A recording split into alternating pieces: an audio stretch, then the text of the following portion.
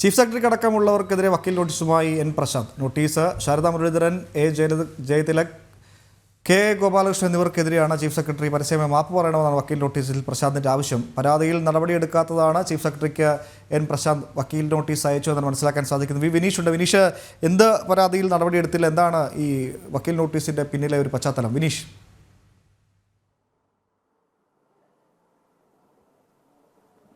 IAS തലത്തിലെ വലിയ രീതിയിലുള്ള ആ ഒരു ചേരിപ്പോര് ഇപ്പോഴും തുടരുന്നു. അതിന്റെ ഭാഗമായി തന്നെയാണ് എൻ പ്രശാന്തിന്റെ വക്കീൽ നോട്ടീസ്. ഇത് അസ്വാഭാവികമായ ഒരു നടപടിയാണ് എൻ പ്രശാന്തിന്റെ ഭാഗത്തുനിന്ന് ഉണ്ടായിരിക്കുന്നത് എന്ന കാര്യത്തിൽ സംശയമില്ല. നേരത്തെ IAS തലത്തിലെ ഉദ്യോഗസ്ഥർക്കെതിരെ പരാമർശിച്ചുകൊണ്ട്, ഉദ്യോഗസ്ഥർക്കെതിരെ നിലപാട് സ്വീകരിച്ചുകൊണ്ട് എൻ പ്രശാന്ത് ഫേസ്ബുക്കുകളിൽ നിരന്തരമായി ഇത്തരത്തിലുള്ള പരാമർശങ്ങൾ നടത്തുന്ന ഒരു സാഹചര്യം, IAS ഉദ്യോഗസ്ഥർക്കെതിരെ നിരന്തരമായ പരാമർശങ്ങൾ ഫേസ്ബുക്കിൽ കുറിക്കുന്ന സാഹചര്യം ഉണ്ടായി. ഇതിലായിരുന്നു ആദ്യം ചീഫ് സെക്രട്ടറി എൻ പ്രശാന്തിന് നോട്ടീസ് നൽകിയത്. ഇത് ഒരു കാരണവശാലും സർക്കാർ തലത്തിൽ അംഗീകരിക്കാൻ സാധിക്കില്ല എന്ന് കാണിച്ചുകൊണ്ടായിരുന്നു ചീഫ് സെക്രട്ടറി നോട്ടീസ് നൽകിയത്. ഒപ്പം തന്നെ IAS തലത്തിൽ വലിയ ചേരിപ്പോരുകൾ രൂക്ഷമായ സാഹചര്യത്തിലായിരുന്നു പ്രശാന്ത് തന്റെ ഫേസ്ബുക്ക് പോസ്റ്റിലൂടെ വിമർശനങ്ങൾ ഉന്നയിച്ചിരുന്നത്.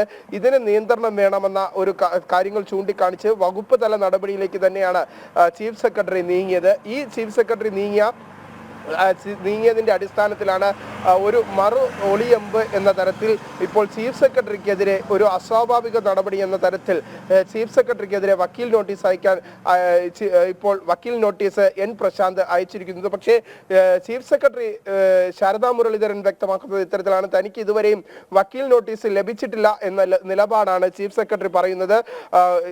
ശാരദാ മുരളീധരന് പുറമെ എ ജയതിലക്, കെ ഗോപാലകൃഷ്ണൻ എന്നിവർക്കും വക്കീൽ നോട്ടീസ് അയച്ചിട്ടുണ്ട് എന്നാണ് എൻ പ്രശാന്തിൽ നിന്ന് നമുക്ക് അറിയാൻ സാധിച്ചത്. എന്തായിരുന്നാലും IAS തലപ്പത്തുള്ള വലിയ രീതിയിലുള്ള ചേരിപ്പോര് രൂക്ഷമാകുന്നു. അതിന്റെ ഏറ്റവും അവസാനത്തെ ഉദാഹരണം തന്നെയാണ് ഈ വക്കീൽ നോട്ടീസ്.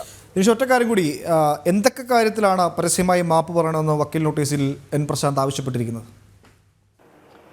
നേരത്തെ തന്നെ വകുപ്പ് തല നടപടി സ്വീകരിച്ചതുമായി ബന്ധപ്പെട്ടുള്ള കാര്യത്തിൽ പരാമർശങ്ങൾ നടത്തിയിരുന്നു. ഒപ്പം തന്നെ ചുമതലകളിൽ നിന്ന് മാറ്റി നിർത്താൻ ചീഫ് സെക്രട്ടറി എൻ പ്രശാന്തിനെ വിവിധ ചുമതലകളിൽ നിന്ന് മാറ്റി നിർത്താനുള്ള ഒരു നിലപാട്, അല്ലെങ്കിൽ അത് ഒഫീഷ്യലായി തന്നെ സർക്കാർ തലത്തിൽ നടപടി സ്വീകരിക്കാൻ ചീഫ് സെക്രട്ടറി നിർദ്ദേശം നൽകുന്നു. ഇതിന്റെയൊക്കെ അടിസ്ഥാനത്തിൽ മറ്റ് IAS ഉദ്യോഗസ്ഥർ എൻ പ്രശാന്തിന്റെ എതിരെയുള്ള പരാമർശങ്ങൾ പരസ്യമായും ഒപ്പം തന്നെ രഹസ്യമായൊക്കെ IAS തലത്തിലുള്ള ഉദ്യോഗസ്ഥർ എൻ പ്രശാന്ത് െതിരെ പരാമർശങ്ങൾ നടത്തിയിരുന്നു. ആ പരാമർശങ്ങളിലൊക്കെ തന്നെ മാപ്പ് പറയണം, അത് പിൻവലിക്കണം എന്ന നിലപാടാണ് എൻ പ്രശാന്ത് ഇപ്പോൾ സ്വീകരിച്ചിട്ടുള്ളത്.